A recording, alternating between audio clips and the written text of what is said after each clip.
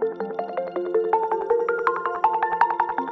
everyone, it's Ashley with Bloom Retouch, and in this video I'm going to be taking one photo from start to finish using two techniques that stack up on top of each other. AI Auto Skin Retouch first, to do the heavy lifting in a few seconds. Then frequency separation second, to clean up the last 10% the AI leaves behind.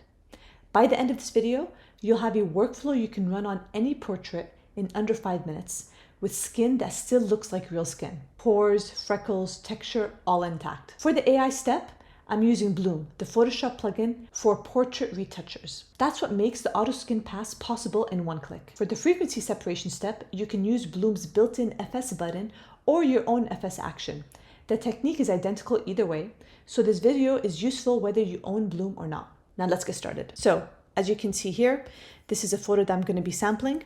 You just go on Bloom, you click on Retouch, and then you have the Auto Skin Retouch button. Just click on Apply, and there you have it. Completely did a retouch. Now, if you feel like it's too smoothed out, you can, of course, lower the opacity just to make it a little bit more natural. And once you do that, you can see here, everything is still intact. You just have it be a bit more natural. Now, if you have to do more work on the picture itself, so as you can see here, she has a lot of acne and you can see the red spots. So if you don't want to go full on with the opacity, which will eliminate it, you can just kind of do 50%, which I think is more natural. And then you can just simply click our frequency separation, click apply, and then you can essentially remove the red and the pimples with frequency separation.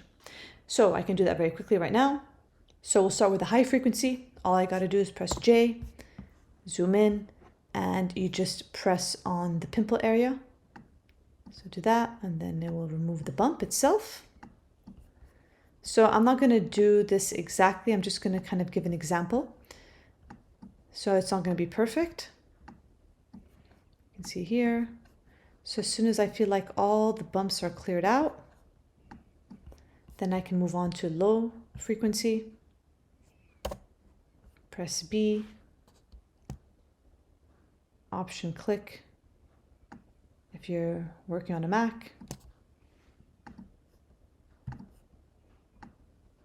And that will remove the redness.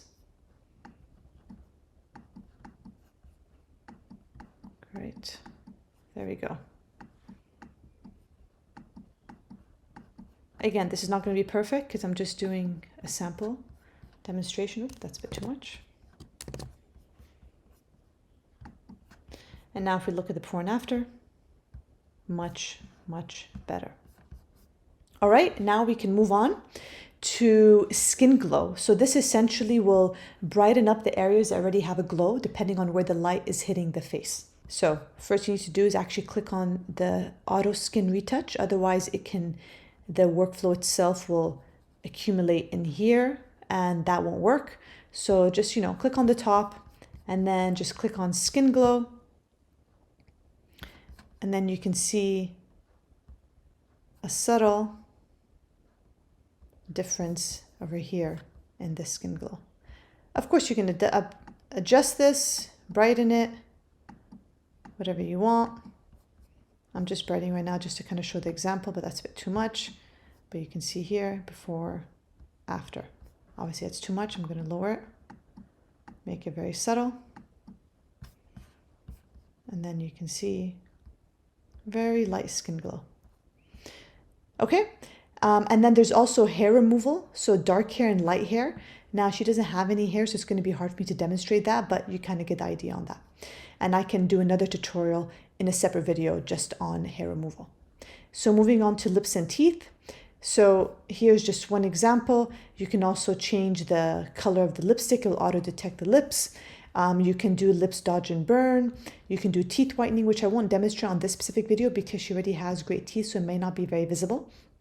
But you just essentially click on it, then you just adjust the brightness and whiteness as well.